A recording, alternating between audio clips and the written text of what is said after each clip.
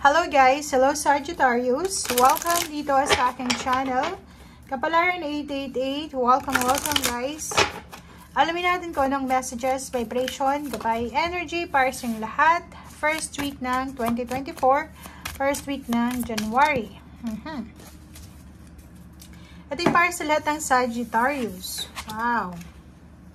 Okay, Sagittarius, paki-comment sa comment section if naka-resonate ka dito. Unang blessing, number 37. Yung mga numbers mo pala is 37, 41, 18, 5, and a blessing for unity where once there was division. So, Sagittarius, peace and harmony. Okay. Unang biyaya na pwede mong matanggap is peace and harmony. Siguro ang dami-daming mga issue sa buhay mo, lalo na sa family. Family issue to eh. Or pwedeng friends, relatives, or mga kapitbahay. Ang dami-daming mga nangyaring pag-aaway, competition, division, 'di ba? May kampihan, or ano pa man. So, ang pwede mong matanggap sa linggong ito ay unity. Okay? Magkakaroon ng union. Magkakaroon ng pagkakasundo. So, kung ano man ito na minamanifest mo na peace and harmony, posibleng makuha mo to sa first week ng January. A blessing for solace and hope. Kung may mga fears, hopes and dreams kayo na posibleng kinakatakutan na baka iniisip nyo sa Sagittarius na hindi ko na ito matutupad eh. Medyo may edad na ako, ganito, ganyan. Pero dito sa barang to, sinasabi na huwag kang mag-alala kasi yung mga inaalala mo ay posibleng may pag-asa pa pala. So, yun yung pwedeng makuha mo na energy sa linggong ito. And a blessing for good work, number 18. Appreciation to eh. So, parang, halimbawa, kung ikaw ay isang empleyado or self-employed or isang asawa, isang boyfriend, girlfriend, isang anak, isang magulang, appreciated kayo ng mga tao sa paligid nyo. Okay?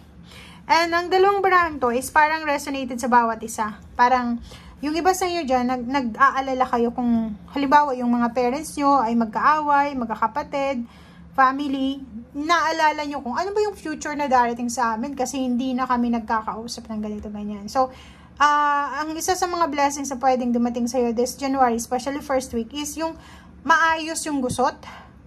'Di ba? Makakahinga ka ng malalim sa Sagittarius kasi posibleng yung tita mo, tsaka yung mother mo, magkaaway sila, pwedeng magbati na sila. So, ngayong New Year. So, yun ang nakikita natin.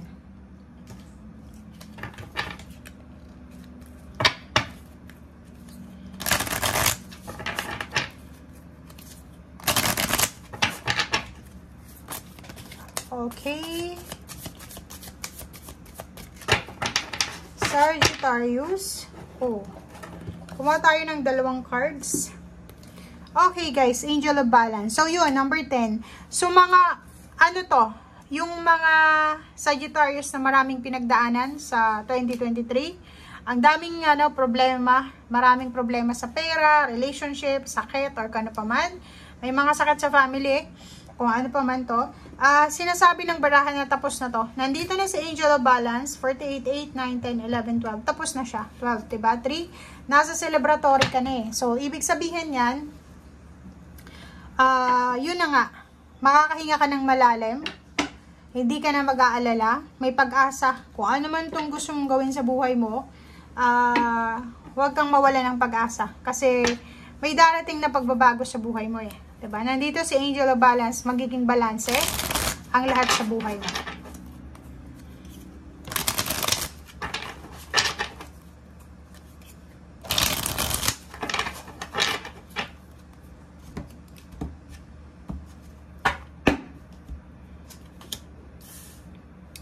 Okay, Hangwoman, Hierophant.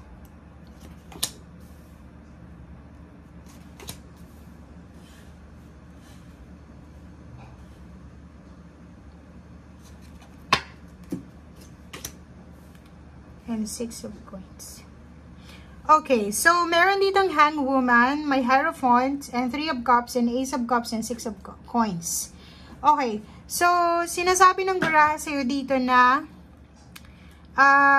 may iba sa inyo Sagittarius. Scorpio siguro to. It's either in a relationship ka sa Scorpio. Kasi Hierophant to eh. Kasal, spiritual, tradition. So, it's either Scorpio to na karelasyon mo. Comment down below or any zodiac signs na karelasyon mo. Siguro may bala kayong magpakasal. Pero, mag-uusap siguro kayo ngayon na ihahang nyo muna.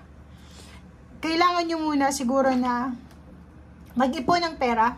Kailangan nyo muna siguro ayusin yung mga personal things. Sorry.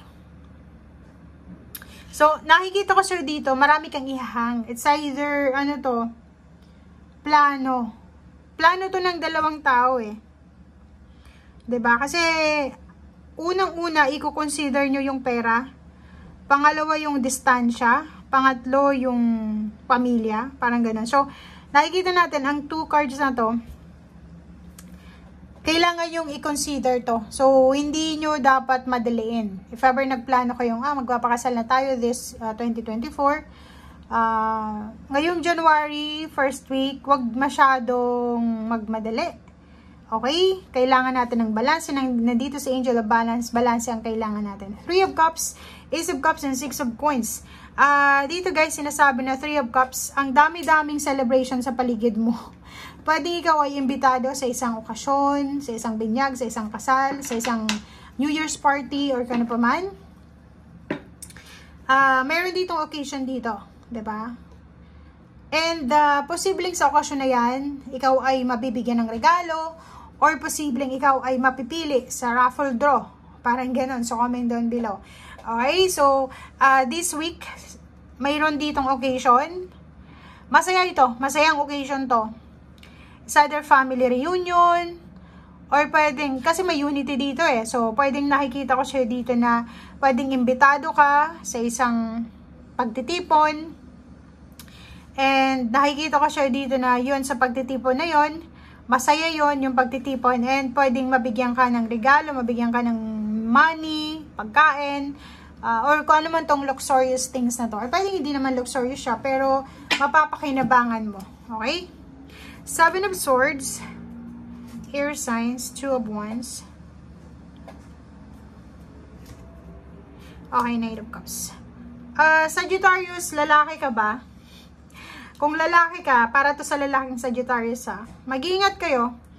Kasi meron kang desisyon na pabago-bago.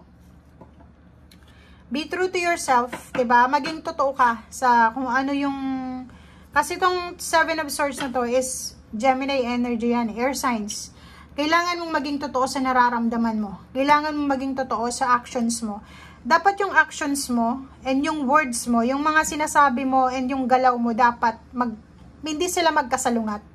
Okay? And 2 of Wands na to, sinasabi ng braso, yung mga choices mo to eh. Choices, decision, options. Kailangan mong maging totoo. Like for example, may isang tao na nagyaya sa'yo, oy, Sagittarius, ganito, ganyan. Kung ayaw mo, decline, reject. Pero kung gusto mo, okay, go.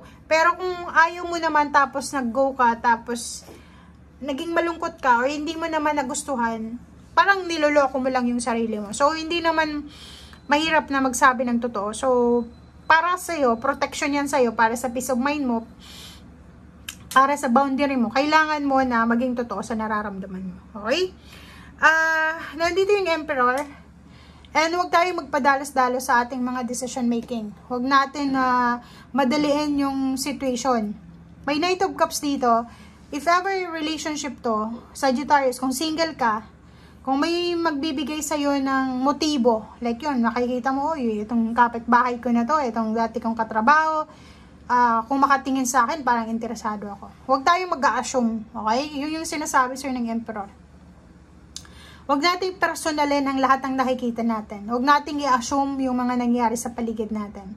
Ang actions mo dapat is naayon sa kung ano yung nararamdaman mo. And sinasabi ng baraha sa atin dito na if ever man choices ito, choice para sa work, choice para sa relationship, choice sa lugar kung saan mo gustong pumunta, kailangan mong pag-isipan siya ng 4 na beses, 5, 6 hanggang 10 beses bago ka gumawa ng desisyon.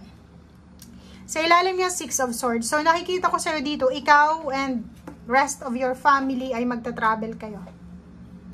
Nakikita natin dito na ikaw, yung asawa mo or ka-live-in partner, girlfriend, boyfriend, posibleng magta-travel kayo sa linggong ito. So, magkakasama kayong magta-travel ulit. And siguro maghahanap ka ng trabaho, hahanapin mo yung pera, hahanapin mo yung stability and balance and security, or siguro hahanapin mo yung katahimikan.